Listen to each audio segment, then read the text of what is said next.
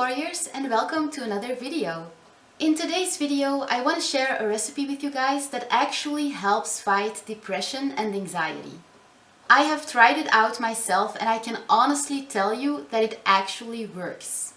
Only one day after I have eaten this recipe, I feel so much better. I actually feel happier, and I also notice that I tend to be less anxious when I eat this bread several times a week. I'm not gonna tell you guys that you're gonna be magically healed after eating this recipe, but for me it really made a difference.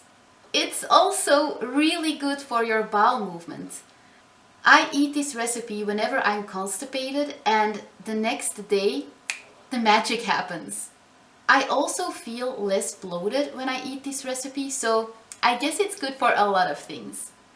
I will show you guys how to make this recipe in this video, but before I do, I just want to show you a piece of the video that made me discover this recipe. Because I feel like the guy in that video can explain the benefits of this recipe way better than I do.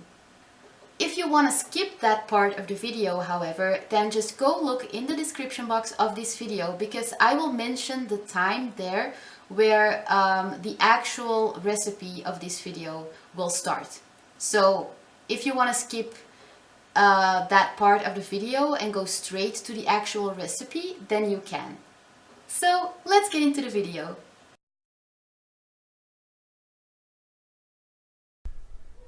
As I was having my delicious morning pizza at a health food store and restaurant here in Mexico, I was reading a publication whose name I forget at the moment, and there was a fascinating letter from a lady who was telling her story about her brother. And for many years her brother had been depressed and had a lot of anxiety, to the point where never left the house, and had anxiety over cleaning up his room and so on and so forth. And so this lady, being health-minded, somewhere along the way, after several years of this, she had decided to make some sprouted wheat bread. Okay, so as you may know, most of the wheat that we do consume is not sprouted, and they just simply take the hard kernel and they will, of course, grind that into flour. And however, there's another way of making bread, and that's by softening the grain in water for a few days.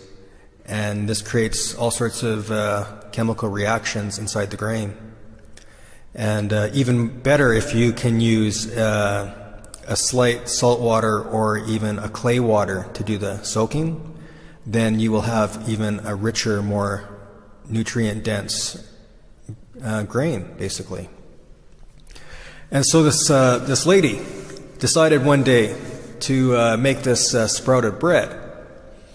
And so she found that after 3 days, that one day her brother came out of his room and basically was like, "Hello, Beth," and proceeded to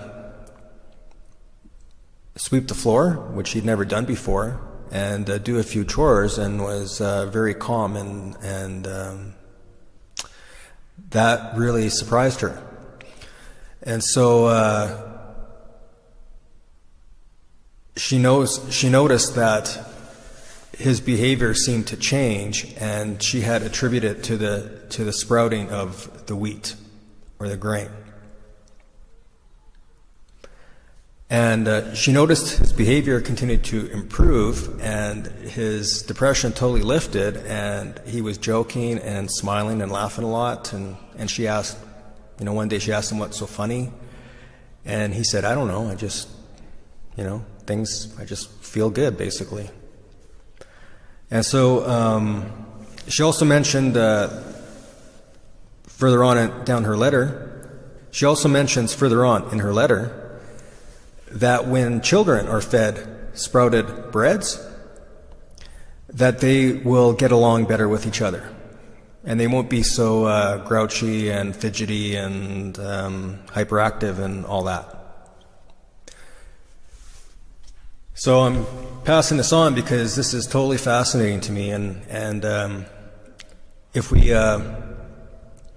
can look out in the crowds and we can see, maybe there's a connection between all the unhappiness and depression that we see all around us and the fact that we're eating inferior food, and in particular white flour, which is just totally not good for our health. And so while wheat is the dominant grain in many of our communities, that I encourage you to try this out if you're feeling down and the people around you are feeling down and out, and see if perhaps there is a connection. And try to seek out some of the ancient grains, and especially spelt. And spelt basically is the God grain of our planet. It's the perfect grain that we could actually live on if we had nothing else to eat. It's not widely available, but it can be found. So there we have it. Perhaps a new key for our health and well-being. Sprouted grains. Check them out, and feel free to leave a comment and let us know if you've had some success or anything notable happen. If you do happen to try out sprouting your own grains, and you don't have to make bread out of them, you can eat them in salad and get creative. You can pretty much use them anywhere. Especially delicious with honey and some oats or something for breakfast. So what you're looking at is a bunch of sprouted buckwheat grains. So what I did is I first soaked 450 grams of biological buckwheat grains in water overnight. You should soak it for at least 8 hours, but 12 hours is even better. When eating grains and legumes that haven't been soaked, the phytic acid binds to minerals in the gastrointestinal tract and cannot be absorbed in the intestine. Too many bound minerals can lead to mineral deficiencies. By soaking, you are breaking down the phytic acid so it can be absorbed correctly for proper digestion. Sprouting the grains after you've rinsed them is gonna triple the amount of vitamins and minerals already present in the grain, and I think that's why people feel so much better after eating it. When the buckwheat has been soaked for 12 hours, you're gonna put it in a strainer and rinse it really well. You're gonna rinse the buckwheat every 4 hours to prevent bacteria from building up in the buckwheat. After one day, you're gonna notice that the buckwheat grains start to grow a tail. That's a sign it's sprouting. After 2 to 3 days, you can use the buckwheat. Until you use the buckwheat for your recipes, you need to keep rinsing it every 4 hours, and right before you use it, you're also gonna rinse it one last time. So after you've rinsed the buckwheat, you're gonna put it in a food processor and blend it until it becomes a dough. You might have to scrape the sides of the blender from time to time. You can add a bit of water if you want the bread to be lighter, but don't add too much. When it has magically become a dough, it's time to add some spices. I used to always add Italian spices, salt, thyme, coriander and chili spices and smoked paprika, but I'm kind of tired of that combination, and I also added way too much in this video, which gave the bread a really strong flavor, so feel free to add other spices. You can always replace the thyme and Italian spices with chicken spices, nutritional yeast, or just keep it simple and add only pepper and salt. Everyone is different, so it's really up to you to experiment and find out what you find the most delicious. If you don't add any spices, the bread is going to taste really plain. So if you make this bread with the spices I used and you don't like it, please don't give up immediately and just try some other flavors. You're gonna transfer the dough into a bread mold and bake it in the oven at 170 degrees Celsius or 338 degrees Fahrenheit for about half an hour. After half an hour, take it out of the oven and let it cool down and firm up before you slice it. As you can see, I put tin foil over the bread, but this wasn't actually necessary, so you can skip that step if you want. Okay guys, try out this recipe and let me know if you liked it or not.